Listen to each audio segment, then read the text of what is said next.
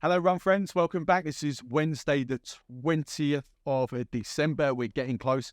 As I previously said, if you missed yesterday's, I'm filming this on Monday because I've got 2 big days of events without time, unless I did it at 8 o'clock in the morning, but then I've got to drive afterwards. So I'm filming 3, probably bad juju in the grand scheme of things, opening the boxes early, but needs must. So Wednesday, the 20th on Monday, the 18th. Don't tell anyone. Let's do this. But this will be the third one. Then we're back to normal on Thursday. Back to normal. Right. Tomorrow. Back to normal tomorrow. Right. It's a dark one. This is a dark one. What have we got here?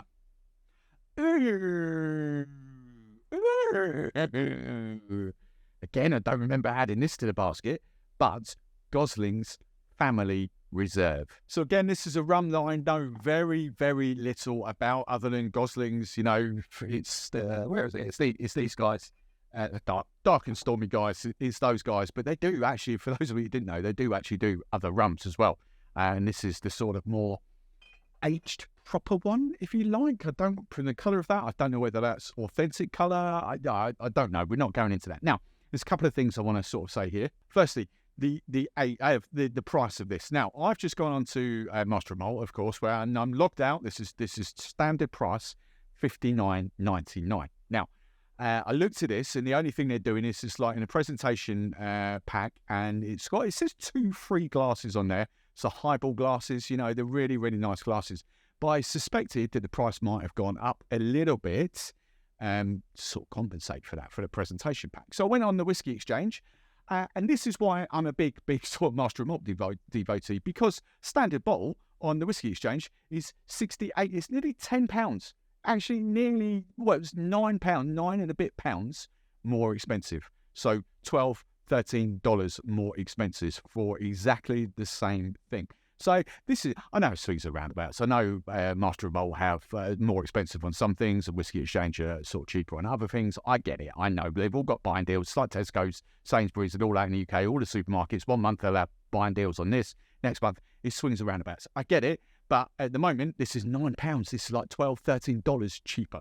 So to convert that, $59.99. To convert that, 76 and a bit US dollars, 60, might as well round it up, 70 euros, 113.5 Australian dollars, and 102.5 Canadian dollars. Right, let's get this in a glass and let's have a little. It's very, very dark, very dark. I'd love to know the age of this. Let's scroll down. I don't think there's an age statement on here. I'd love to know the age of this, but let's have a little smell first. Now, on the nose, there's a hell of a lot going on here. Really do. I'm not going to go off and deep dive and look at other websites. I haven't done it throughout this whole series. It's just face value. All I've done is scroll down on the Master of Malt sales page. That is it. So I've got little to no knowledge off there. We don't know, at face value, we don't know how old it is. I'm assuming it might be some old, it's a blend, so there might be some old rums in there, some young rums. But off the nose, this is a chocolate, vanilla-y, mockery, bit of orangey bomb going on there. Orange nowhere even remotely close to the Pirate and Cheertan, was it? We still haven't conned on how we say Cheertan properly, but those two big that have to be dosed with something orange. They have to be. There's no way that Pirate is not flavoured with orange. No way. So we're not on that level, but we have got a lovely orangey note on there. But the big top note is chocolate. Whether that's, you know, the charred barrels that Gosling's used, and there's a little bit of colour, but the charred barrels that Gosling's used to get that sort of dark rum vibe. Because don't forget, you know, this is not, you know, this is not an old rum. I think there's 4-year-old rum in there at the very most, but obviously blended with younger rums in there to keep it the price. But, you know, so a lot of that is a little bit of colour, dare I say. But to counteract that, and I use this as the kind of thing, you know, I've talked about this a lot. If we can see this on the white, hopefully you can see that there. You know, that's 20 days. That's 20 days with oak chips. So you can get really dark colour from wood in little to next to no time. So don't think these, you know, stuff like that is heavily aged. You can get colour very, very easily if you want to. But the nose, chocolate bomb.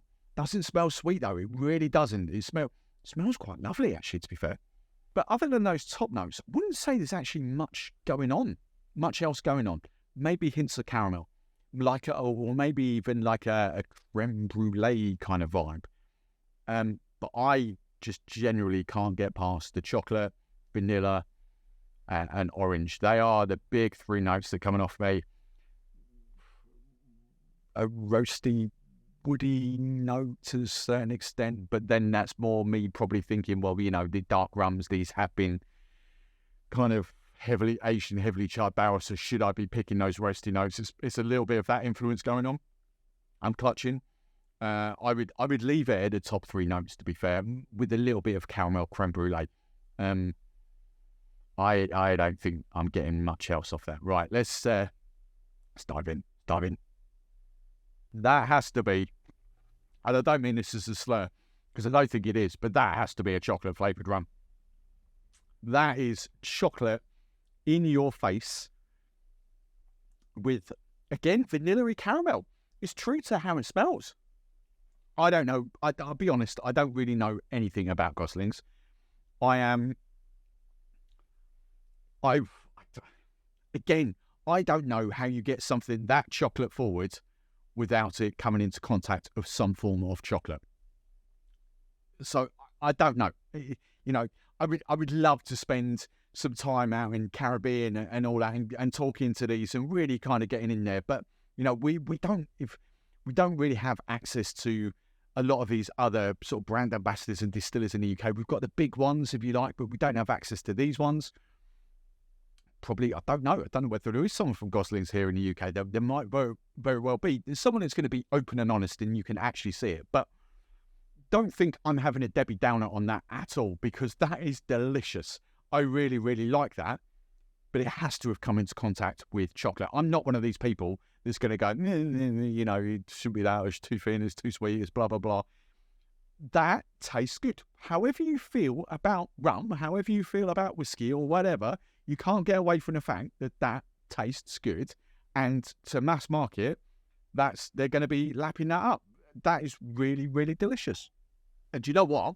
I've just done the second thing now. What I normally do is like running it over I need to find the correct term for this because I keep saying swirl and tweak. But running it around my mouth. And that really does open up. I'm going to say I get this sort of treacly vibe.